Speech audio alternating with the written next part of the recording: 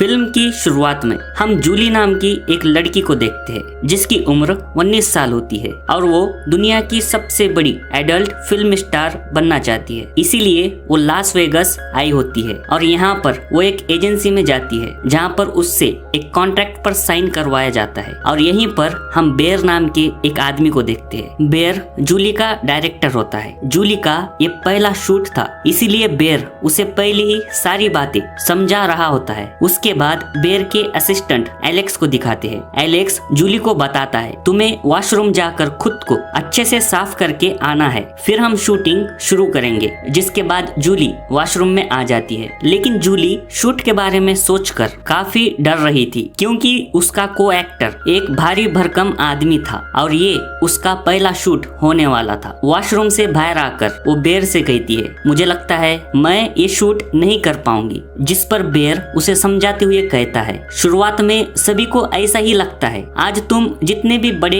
Adult star देखती हो, एक टाइम पर उन्हें भी डर लगा था, वो भी डरे हुए थे, लेकिन जब तुम एक बार काम शुरू कर दोगी फिर तुम्हें इसकी आदत लग जाएगी। अब आगे तुम्हारी मर्जी, तुम्हें शूटिंग करनी है कि नहीं। अगर तुम नहीं करना चाहती तो तुम जा सकती हो। अब जूली बेयर की बातें सुनकर शूटिंग के लिए मान जाती है, जिसके बाद एडल्ट वीडियो रिकॉर्ड किया जाता है। जूली इस वीडियो में काफी अच्छा परफॉर्म करती है, वो 100% यहाँ पर देती है और बहुत ही अच्छे से ये शूटिंग कंप्लीट हो जाती है। उसके बाद बेयर और एलेक्स दोनों जूली की काफी तारीफ करते हैं क्योंकि पहली बार के हिसाब से जूली ने काफी अच्छा काम किया था। यहाँ पर जूली बेयर से कहती है मुझे एक बहुत बड़ा एडल्ट स्टार बनना है और तुम मुझे बताओगे मुझे इसके लिए क्या करना होगा। जिस पर बेयर उससे कहता है तुम्हें इसके लिए बड़े बड़े स्टूडियो में काम करना होगा, डायरेक्टर्स की बात सुननी होगी और तुम्हें हर पोजीशन में काम करने आना चाहिए। तुम्हें ये सब क्वालिटीज पता होनी चाहिए। जिसके बाद बेयर जूली को अपने गाड़ी में बैठाता है और उसे उसके घर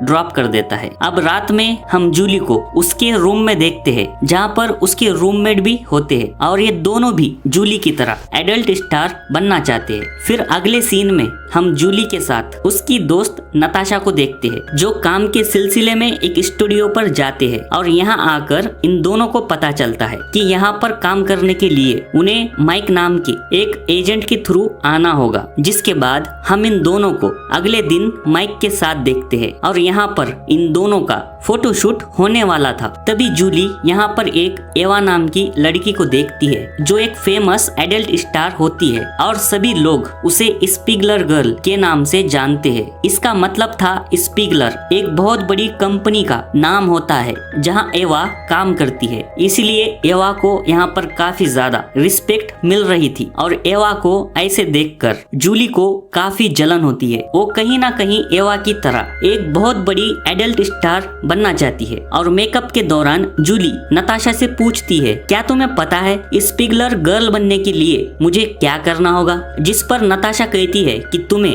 एवा की तरह बनने के लिए हर वो काम करना होगा जो आम लड़कियां नहीं कर सकती, साथ ही तुम्हें हर रोज एक वीडियो शूट करना होगा, जिसके बाद तुम अपने आप ही फेमस हो जाओगी। नताशा की बात सुनकर जूली एक फेमस एडल्ट स्टार बनने का ठान लेती है, फिर चाहे उसे कुछ भी करना पड़े वो सब कर जाने के लिए तैयार है। उसके बाद हम जूली और उसके दोस्त को एक पार्टी में देखते हैं और इस पार्टी में एडल्ट फिल्म इंडस्ट्री के काफी बड़े बड़े स्टार्स आए होते हैं। तभी जूली की नजर स्पीगलर कंपनी के मालिक पर जाती है जो एवा के साथ इस पार्टी में आया होता है और जूली देखती है एवा और स्पीगलर जहां बैठे होते हैं वहां पर केवल वीआईपी लोग ही जा सकते हैं। अब ये देखकर जूली के अंदर स्पीगलर गर्ल बनने का भूत सवार हो जाता है और इस बात को लेकर वो रात में ठीक से सो भी नहीं पाती और आधी रात में ही घर से बाहर आकर वो स्पीगलर कंपनी में कॉल करती है और कहती है कि मैं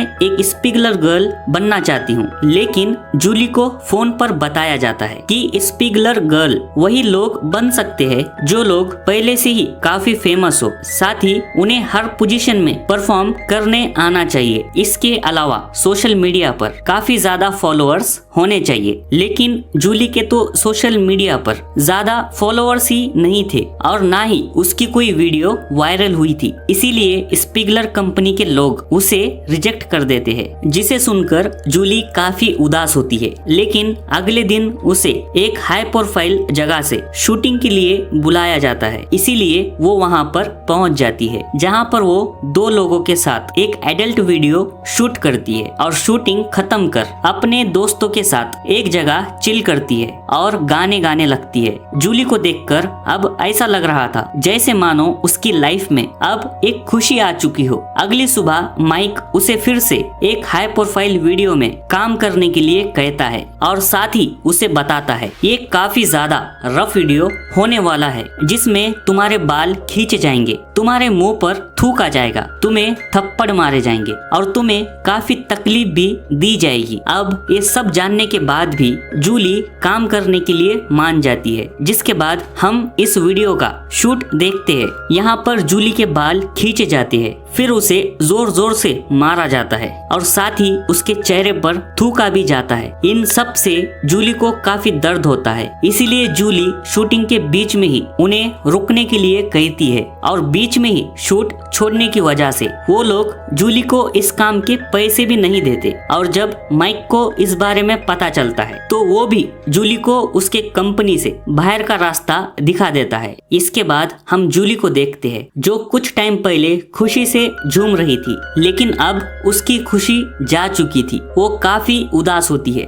लेकिन एक बार फिर से उसका सबसे बड़ा एडल्ट स्टार बनने का सपना पूरा करने का ठान लेती है। जिसके बाद जूली इंटरनेट से एक एडल्ट कंपनी का नंबर लेकर उन्हें कॉल करती है और उनसे कहती है कि मैं आपके कंपनी में काम करना चाहती हूँ। जिस पर वो लोग जूली से कहते हैं कि हम बिना एजेंसी के किसी को भी काम नहीं दे सकते। जूली उनसे कहती है अगर मैं आपके लिए फ्री में काम करूं, एकदम फ्री, क्या अब भी मुझे काम नहीं मिलेगा? जिसे सुनकर कंपनी वाले जूली को काम देने के लिए मान जाते हैं। जिसके बाद हम जूली को उसी कंपनी में देखते हैं जहां पर उसे 2 अफ्रीकन लोगों के साथ काम करना था। जूली को इस वीडियो में काफी दर्द तो होता है, लेकिन फिर जूली किसी तरह ये वीडियो शूट कर लेती है और कुछ ही दिनों में ये वीडियो काफी ज्यादा वायरल हो जाता है। अब जूली की मेहनत रंग ला चुकी थी, जिसके बाद वो स्पिगलर से मिलने के लिए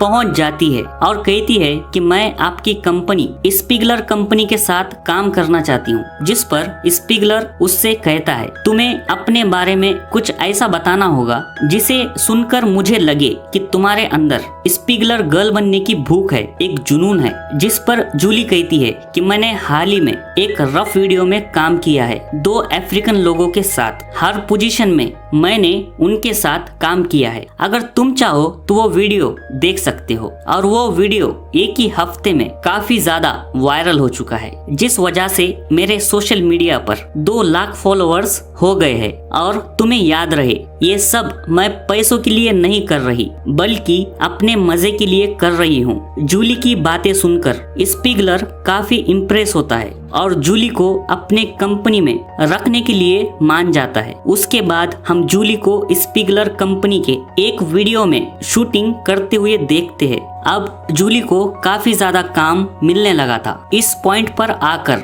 जूली उस मुकाम पर पहुंच चुकी थी जिस मुकाम के लिए वो इतने दिनों से जूझ रही थी। साथ ही वो स्पिगलर के लिए काफी ज्यादा एडल्ट वीडियो शूट करने लगी थी और काफी कम समय में वो स्पिगलर गर्ल बन चुकी थी। फिर जूली के काम से खुश होकर स्पिगलर उसे एक आलीशान घर गिफ्ट करता है। उसके बाद जूली नताशा को भी अपने घर में रहने के लिए ले आती है और स्पिगलर से रिक्वेस्ट करके उसे भी एक वीडियो में काम दिला देती है। लेकिन शूटिंग के टाइम उन्हें पता चलता है कि जो आदमी उनके साथ शूट करने वाला था वो आज नहीं आ सकता, इसीलिए उसकी जगह एक्सल नाम के एक आदमी को बुलाया जाता है। पर एक्सल को देखकर देखकर नताशा को काफी ज्यादा गुस्सा आता है, क्योंकि वो पहले से ही एक्सेल को जानती थी। दरअसल एक्सेल काफी गुस्से वाला आदमी होता है और एक शूट के दौरान उसने नताशा को काफी ज्यादा मारा भी था। अब अगर नताशा एक्सेल के साथ शूट करती है तो उसे डर था कि एक्सेल उसे फिर से मार सकता है, इसीलिए नताशा ये शूट करने से मना कर देती है। जिसे सुनकर जूली उसे समझाते हुए कहती है, तुम ऐसे परेशान मत हो, क्योंकि मैं तुम्हारे साथ रहूंगी और तुम्हें बस इस शूट के कंप्लीट होने तक ही उसके साथ काम करना है। अब जूली के इतना रिक्वेस्ट करने पर नताशा शूट के लिए मान जाती है, लेकिन शूटिंग के दौरान एक्सेल नताशा को काफी ज्यादा मारने लगता है। इसीलिए नताशा डायरेक्टर से एक्सेल की कंप्लेंट करती है, लेकिन जूली नताशा का यहाँ पर साथ नहीं देती और वो अपना करियर बचाने के लिए उल्टा नताशा पर ही झूठा इल्जाम लगा देती है, जिससे इन दोनों की दोस्ती भी टूट जाती है। उसके बाद हम देखते हैं कि जूली को एक लेस्बियन वीडियो में एवा के साथ काम करने का मौका मिलता है और जूली पहले से ही एवा से जलती थी, इसीलिए वो वीडियो के जरिए एवा पर अपना पूरा गुस्सा निकाल देती है और उस शूट के दौरान काफी ज्यादा ब्रूटल तरीके से पेश आती है, जिससे एवा की हालत काफी ज्यादा खराब हो जाती है। लेकिन शूटिंग खत्म होने के बाद एवा भी ऐसे दिखाती है जैसे मानो उसे कोई फर्क ही ना पड़ा हो। उसके बाद हम जूली को एक पार्टी में देखते हैं जहां स्पीगलर और एवा के साथ जूली भी